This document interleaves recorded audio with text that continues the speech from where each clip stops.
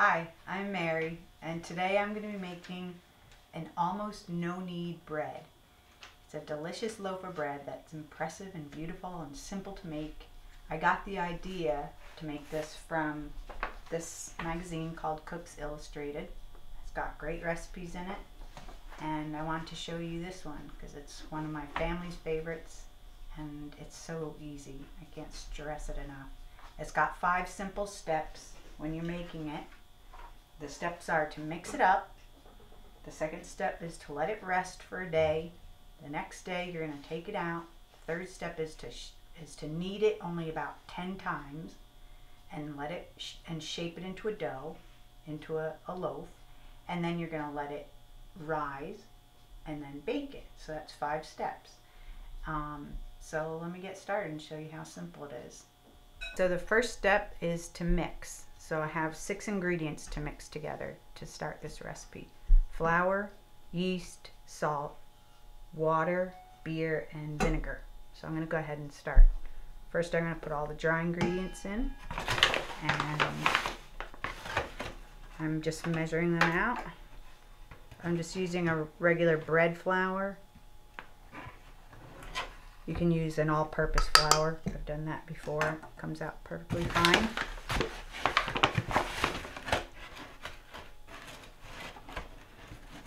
And so in goes the flour. Next is yeast, a 1/4 teaspoon of yeast. I put in 3 cups of flour, so I'm putting in a 1/4 teaspoon of yeast. That's the recipe calls for. I'm using a active dry yeast, and it just states in the recipe to use instant yeast, so this is what I've been using and it works great. So I just measure a 1/4 teaspoon, plop that in. And usually these packets have way more than just a 1/4 teaspoon, so I just fold it up, clip it, and save it for the next time I'm going to use the yeast in it. I keep it in the refrigerator just to keep it fresh.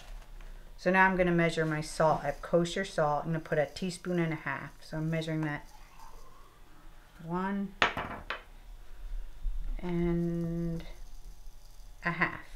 Then once you get the dry ingredients, there's just 3 of them, in the bowl, I'm going to just whisk it around to blend them together.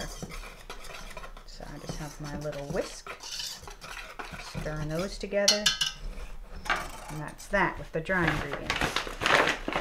Then the next thing is the wet ingredients. My water is just regular tap water from my Brita filtered water jug, and I have 3/4 cup in here, plus 2 tablespoons of water. So I have that pre-measured, so I'm just going to pour that in. The next ingredient is the beer. So I have Budweiser beer that I'm using, which is a mild lager, and the recipe says to use that type. It explains all of the reasoning behind what they chose for the ingredients. I'm only going to put a 1/4 cup of this beer in, and this is cold, by the way. I guess you could use room temperature beer or whatever. Doesn't specify. It just says a 1/4 cup plus 2 tablespoons of mild lager beer. So in goes the beer. Looks good. So I'm just going to pour that in. And the last ingredient is white vinegar. Just plain vinegar. I'm sure if you used other types it'd be fine as well. I haven't tried that, but and you just put a tablespoon of this in. And then once you have all the ingredients in there, you're just going to take a spatula and just kind of stir it all together. Scraping all the dry stuff and putting it together in the middle. And it's going to get really shaggy looking and messy. Just use a nice big bowl so it all stays pretty much in the bottom together. And just keep folding it around and working the dry flour into a mass.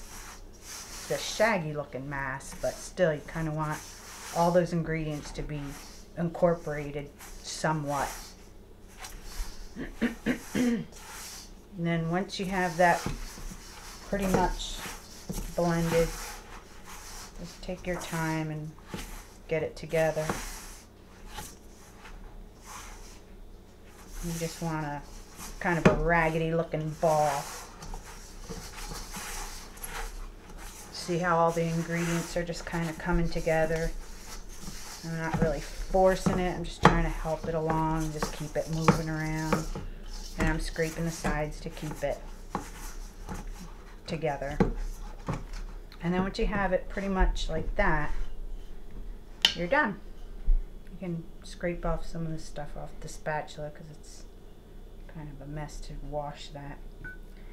Then you just take plastic wrap, and what I like to do is just kind of moisten the sides of the bowl with a little water or liquid to get that plastic wrap to kind of seal the bowl from any air. Like that. Just make sure it's sticking on there pretty good. And then another thing, let me get a little more water. I do to make sure that it's sealed on there good is I put like a kitchen towel over it, and that just holds the plastic in place and kind of covers it and, you know, keeps it nice. So let me grab a dish towel, clean dish towel.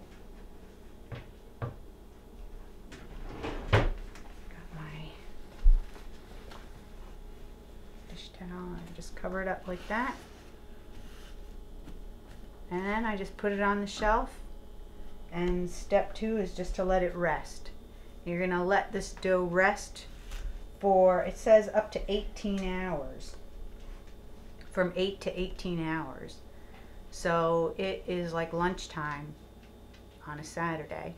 So I'll just put this on the shelf till tomorrow morning, Sunday morning, and I'll start step 3. So I'll see you tomorrow.